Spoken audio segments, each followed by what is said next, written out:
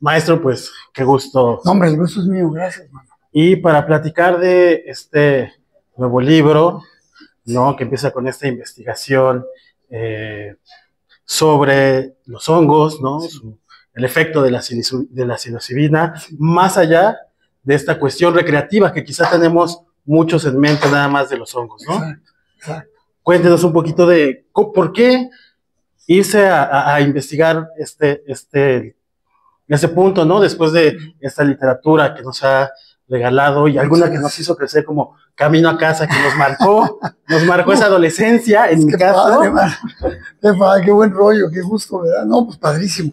No, pues mira, el regreso a este tema fue un poco accidental. Así como cuando tú vas caminando en el bosque y te encuentras un hongo, es casi siempre accidental, porque los hongos en su gran mayoría no se cosechan, no se cultivan, no crecen siempre en el mismo lugar, no crecen siempre de la misma manera, sino que son algo totalmente aleatorio, azaroso, tienen su propia lógica, sus propias exigencias y su propio control del entorno. Entonces, a mí me parecía, siempre me pareció muy inquietante la cultura de los hongos, y yo dejé de consumir hongos por haber tenido dos malos viajes. Okay. Una vez que tuve el segundo, sentí que esa era la señal, ¿no? Es decir, que ya no va a haber tercero, ¿no? En mi época decíamos, si te metes un hongo y te pega de serio, te quedas forever. Creíamos mucho en el término el quedarse forever. Quedarse en el viaje. Quedarse de viaje, ¿no? Y entonces yo tuve amigos que se quedaron en el viaje. Y cuando yo tuve ese segundo mal viaje, muy duro, muy estremecedor, dije, hasta aquí llegué. Y no volví a eso, sin embargo, me cambió la vida. Yo ya mi vida tomó un giro totalmente diferente a raíz de mi uso de la psilocibina y todo eso. Y curioso porque es un tema que no se mencionaba, ¿no? No se hablaba en la cultura hasta ahora. Ahora que están un poco de moda, están regresando, están como que buscando una nueva legitimidad, los psicodélicos, podemos empezar a hablar de esto un poco más. Claro. A mí me llama mucho la atención que vivimos, yo ya no vivo aquí, pero yo soy de aquí, esto es mi vida, esto es mi cultura, en el país con más sustancias psicodélicas del mundo, quizá con la mayor diversidad, con la mayor riqueza, con la mayor cantidad de posibilidades culturales a través del consumo de estas sustancias. Y sin embargo, hemos sido reprimidos por la cultura desde la Inquisición hasta acá. Entonces, en fin, había muchas cosas que me llaman la atención, pero como sabes, yo me he dedicado a escribir sobre tecnocultura. Yo llevo 30 años escribiendo sobre tecnocultura, sobre cómo nos relacionamos con nuestros dispositivos tecnológicos, qué es lo que nos hace la tecnología. De ahí, bueno, pues que soy ingeniero por formación, me volví un ser, un cyborg, porque escribo de ello, vivo de ello. Y sin embargo, en cierto momento, cuando alguien me pregunta por qué no he escrito de hongos, empiezo a pensar, híjole, el hongo, si empiezas a ver lo que es, pues el hongo, primero que nada, no es el honguito. No. Ese es el cuerpo fructuoso, sino la raíz, la hifa. Algo que para mí era, ¿cómo? Los micelios, ¿no? Exactamente, es el micelio. El micelio es el hongo. ¿Y el micelio qué es? El micelio es el internet del bosque. Es esta red de hilos más delgados que un cabello que comunican nutrientes, agua, información, estímulos eléctricos. Nadie sabe realmente qué tantas cosas. Es imposible reproducir. Hasta ahora es imposible de entender y de mapear. Y sin embargo, ahí están en todos los bosques del mundo, ¿no? Creciendo, extendiéndose, estableciendo redes de comunicación, a veces redes de una gran generosidad, ¿no? De que el hongo dice, mira, mano, yo te doy a ti todo esto, tú nomás dame tantito carbón, es lo que yo necesito, porque el hongo no produce, a diferencia de las plantas, no produce sus propios alimentos, necesita que alguien más, necesita alimentarse de alrededor, gracias a Dios, porque si no fuera así, imagínate, si en la Tierra no hubiera hongos, estaríamos viviendo sobre 13,000 millones de años de desperdicios. Claro. Afortunadamente llega el hongo y los consume, los procesa y los convierte en otra cosa. Imagínate cómo sería este planeta sin hongo. O sea, hongos hay de todas las diversidades, desde mega enormes como este famoso hongo Amaryllis que está en Oregon, que es kilómetros y kilómetros y kilómetros. es un organismo, es el organismo más grande del mundo. Cuando pensamos, no, el organismo más grande es una ballena, dices, no, hombre, la ballena es una cosita así comparada a este hongo. Hasta todos los organismos microscópicos que estamos respirando todo el tiempo, tú y yo, que viven en nuestros intestinos, en todos nuestros órganos, que están ahí, con los cuales establecemos comunidad. Pues bueno, todo eso me pareció importante, y la idea del hongo con psilocibina o con otras sustancias psicotrópicas, de poder hackear tu mente. Exactamente. Es una tecnología que de repente llega una molécula y se va a tus terminaciones nerviosas en tus receptores y toma el lugar de otros receptores inocuos y te transforma el cerebro. O sea, ¿qué más hackeo puede haber? Entonces llega, se mete como un buen hacker, como un hacker amable, mete, inspecciona a ver qué tienes, a ver, deja ver cómo está tu cerebro organizado, te dice, ¿sabes qué? Todo lo disuelve, lo convierte en una masa amorfa, tu ego, tu yo se disuelven, se hacen pedazos, estás en el viaje viendo cosas increíbles, o sintiendo cosas increíbles, o pensando cosas aterradoras, dependiendo de donde tú estás. Y de repente, con la misma gracia con que entró, recoge sus chivas, y te dice, nos vemos, Marito, y se va. A veces no deja gran huella, más que la experiencia, a veces te cambia la vida. Entonces, cuando veo todo esto, yo digo, pues esto está totalmente en mi canal, esto es lo que yo he querido hacer toda la vida, y nuestras tecnologías no hacen más que imitarlo. Por eso me pareció muy importante acercarme a ellos.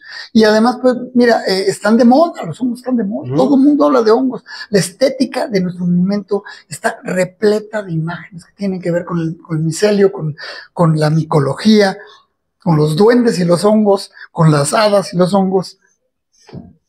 ¿Qué más queremos? ¿No? Estamos en ese momento. Y el momento también del consumo, ¿no? Más allá de quizá este boom sesentero, setentero, sí, ¿no? En la onda de la alucine. Sí. Ahora se habla de microdosis, sí, ¿no? Microdosis para tener un día a día mejor, ¿no? Sí, para despertar la imaginación.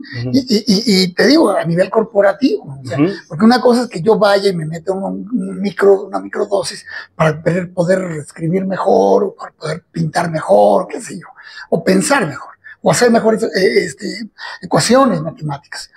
Pero ahora las corporaciones empujan a sus empleados hacia allá. O sea, es decir, el gran capitalismo nos está llevando también a esta forma de consumo. Y luego el otro lado terapéutico, el lado que es lo que realmente está motivando este regreso.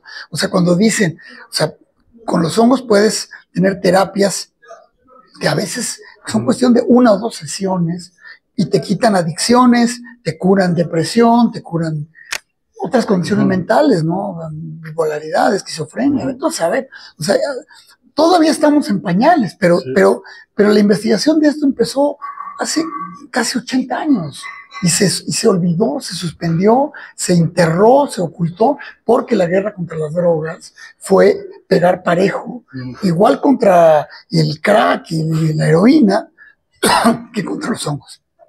Y que, como son los hongos, se mantiene ahí. ¿Y qué explora sobre estas capacidades de los hongos? Hablamos de las microdosis, esa es la cuestión recreativa ahorita, muy de moda el chocongo, ¿no? Ya vas a una fiesta y alguien saca un chocongo, ¿no? Sí. Y también está, pues, el viaje trascendental, lo llamamos, el primo de un amigo me contó que es el viaje trascendental, ¿no? Exacto, la droga heroica, la dosis heroica. Ajá, exactamente. Sobre qué aspectos del uso de los hongos y de todas esas investigaciones que ahora se están haciendo.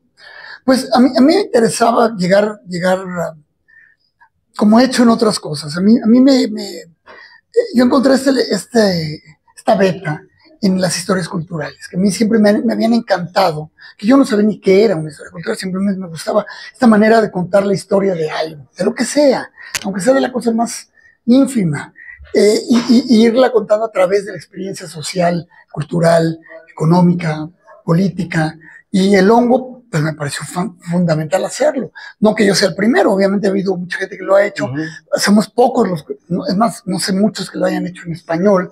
A mí me parecía muy interesante pues, retomar lo que ya se ha hecho en otras culturas y volver a ella y volver a explorarlo desde la perspectiva de alguien que viene de este país, que viene de este contexto, que creció con los prejuicios y ataduras y temores y fascinación que tenemos los mexicanos hacia estas sustancias. Entonces a mí me parecía muy importante verlo así y aportar a esta visión contemporánea que están dando por lo menos Sheldrake o Toland, u otros autores que están haciendo cosas muy interesantes, que han hecho cosas muy interesantes que tienen que ver con los hongos y con los psicodélicos, y añadir también pues todas estas lecturas que nos cambiaron, ¿no? Aldous Huxley, Terence McKenna, William Burroughs, claro. O sea, no tiene que ser exclusivamente hongos, pero todos estos autores que nos han hecho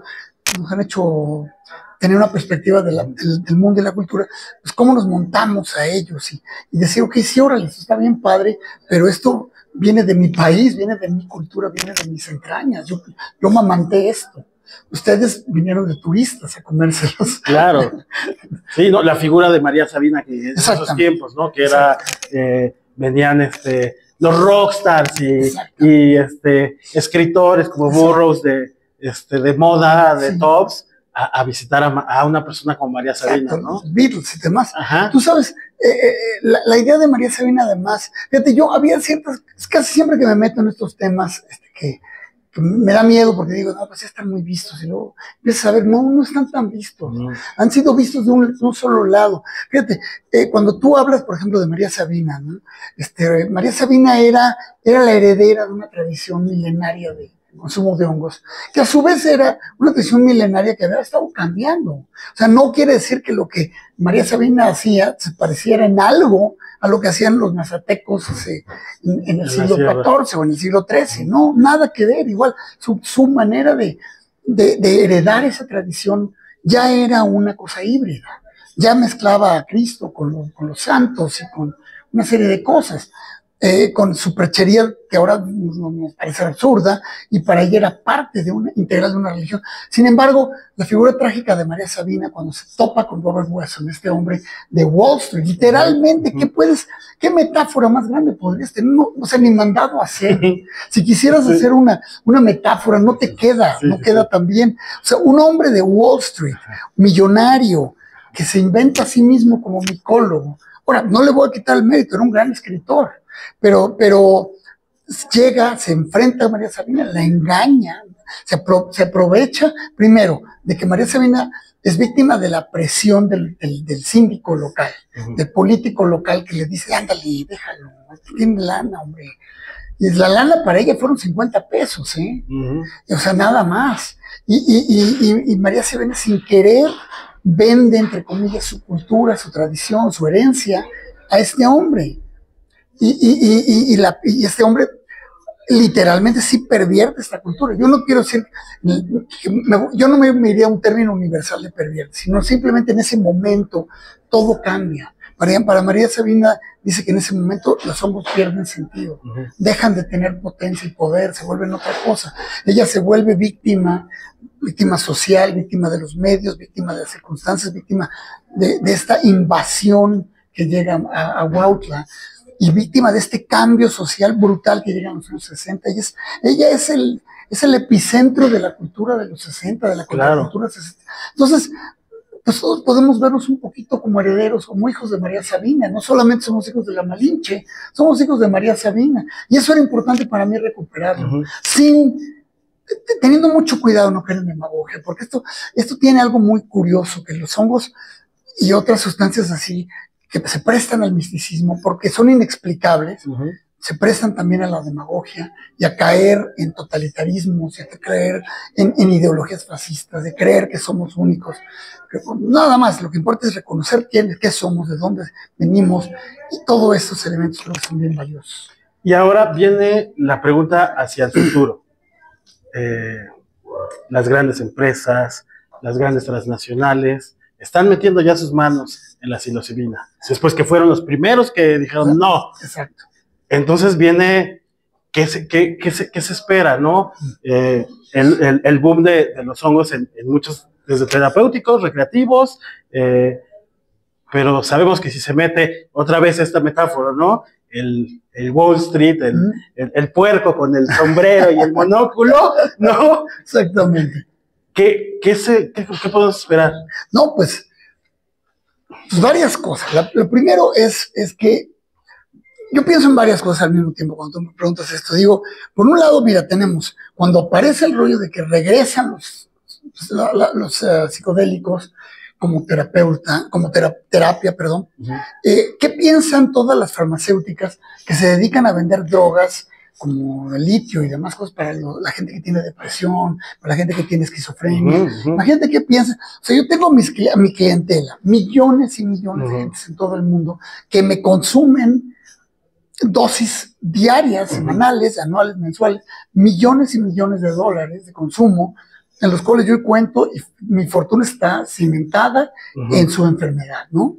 De repente, ¿qué pasa si llega alguien y me dice, te tomas el honguito y a ver qué te pasa? Igual te sales de ese árbol. A lo mejor no pasa nada y tienes que volver a tus ansiolíticos y lo que sea, pero a lo mejor no te puedo decir se te quita porque no se te quitan, pero a lo mejor lo manejas de otra manera. Al momento de disolver el ego de esta forma, como yo digo, se disuelve y se vuelve a armar, a lo mejor al rearmarse ya tienes una manera de enfrentarlo distinta.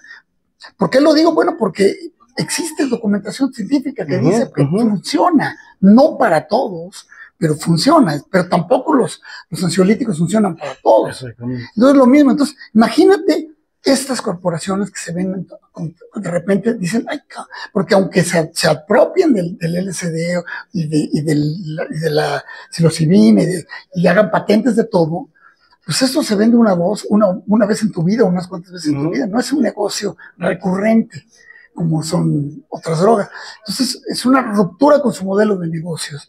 Y eso yo lo proyecto a toda la gama de todo lo que hacen estas cosas. No sé qué va a pasar, pero ahora ya lo vemos. Ahora tienes estas ferias donde se venden psicodélicos, entonces se venden sus servicios y los centros holísticos y todos estos terapias y acercamientos a la ayahuasca y al DMT y todo. Entonces, pues se está comercializando, corporativizando, y es difícil saber cómo lo van a hacer. Creo que es un poco como cuando empezó Internet. Cuando empezó Internet, ¿qué pasa? Pues llega alguien y dice, esto es el oeste, es el Wild West, háganle como quieran, mano. Sí. Aquí haces tu página y haz lo que quieras. Y puta, todo era un mundo de posibilidades inagotables, era el infinito ante nuestros ojos. Podemos reinventar todo, reinventar nuestra conexión con todo, contra el consumo, con el acceso. Entonces decías tú, puta madre, que las posibilidades son inacabables. ¿Qué ha pasado? Han pasado 30 años. ¿Y qué pasó? Crearon las peores consorcios, más capitalistas, más brutales, más sanguinarios. O sea, tenemos a Facebook, a Amazon, a Google, espérate, esos tres, a la bestia de Elon Musk comprando Twitter. O sea, la gente más deleznable del universo compró el sueño y se lo apropió, se lo echó al bolsillo. Y ahora quieres comprar condones o coches y vas a Amazon. Claro. Y tú dices, nos quitaron todo, ya no tenemos ningún margen. O sea, yo a veces sí me impresiono de cómo en cuestión de unas cuantas décadas el mundo se redujo, o sea, se amplió, o sea, fue como el Big Bang, y de repente como el Big Bang, ¿no? Se contrajo, y otra vez vivimos en un grano de arena. Controlados sin saber que estamos controlados. Exactamente, y creyendo que somos libres, cuando nunca en la historia de la humanidad hemos sido más controlados. Y también esta parte, más allá del empresarial, también la cuestión social, no sé si sea el término correcto, la gentrificación del hongo. Claro. Que es lo que estamos viviendo, ¿no? Hay centros holísticos, supongo que hay muchos respetables, hay muchísimo farsante también, hay muchísimo, pues esta onda recuerdo un ejemplo, San Pedro Tlanisco. Claro. ¿No? Era donde yo iba siempre. Ajá. Yo también llegué ahí de picnic, digamos. Exactamente. Pero de unos años para acá ya es otra cosa. Yo no he ido en muchísimos años, pero ya me tocó a mí me tocó la transición de que ibas Y pues nada, era un pueblo, y de repente alguien sabía qué puerta tocar, y alguien te decía, ah, que son honguitos. Y todo se hacía, no en la clandestinidad, pero sí en una especie de pues, intimidad. Sí. Y me acuerdo después bajar de la haber barranquita, ido, exactamente, todo, ¿no? Y me acuerdo de haber oído en otros momentos, y en cuanto te veían las placas del DF, salía la gente de sus casas con las bolsas, ¿no? ¿Qué voy a hacer? Y luego, al mismo tiempo que salían estos, ya obviamente con la mercancía, estaban esperando los judiciales en la puerta del pueblo, ¿no? A las entradas del pueblo, y todo y se volvió una cosa, pues bastante nefasta. Yo ya no he vuelto, hace muchos años tendré que volver, pero lo mismo está pasando a otro nivel, pues con esto, como tú bien dices, la gentrificación del hongo. Mira, a mí me parece que hay gente muy decente haciendo esto, gente muy sensible y gente muy valiosa que está metida. Yo tengo amigos, mi gran asesor para esto, Christian Benhammer, es un tipo con una sensibilidad enorme y que fue el que realmente, al reconectar con él, porque era mi cuate de la Pachequez y ahora es mi cuate en este mundo también, y él como otros son gente muy sensible, muy padre con esto, pero hay una cantidad de extorsionadores brutal y de chamanes que son unos embusteros, ¿no? Y esto se está llenando de embusteros a nivel muy bajo, como corporativo, industrial, internacional. Entonces hay que cuidarnos. Hay que andarnos con cuidado, así como antes te cuidabas de que la tira no te agarrara con una bolsa de honguitos porque te ibas al tambo, mano. Ahora hay que cuidarse porque no quieres que te lleven tu mente al tambo, ¿no? Exactamente. Maestro, pues muchas gracias por esta entrevista, gracias por ese libro y por subir este tema tan fascinante. Oye, pues qué bueno, ¿no? Qué bueno. Espero... Y que queda mucho por descubrir. Sí, esto es apenas picar un poquito algo inmenso, inagotable. No sabemos la mitad. Es un libro de preguntas, no es un libro de respuestas, de muchas preguntas. Y espero simplemente haber formulado las preguntas correctas y que cada quien haga su búsqueda. Exactamente. Que ese es algo de los principios del loco. Exactamente. Cada quien haga su búsqueda. Exactamente. Perfecto, pues muchas gracias. No, hombre, gracias a ti, te agradezco mucho tu tiempo.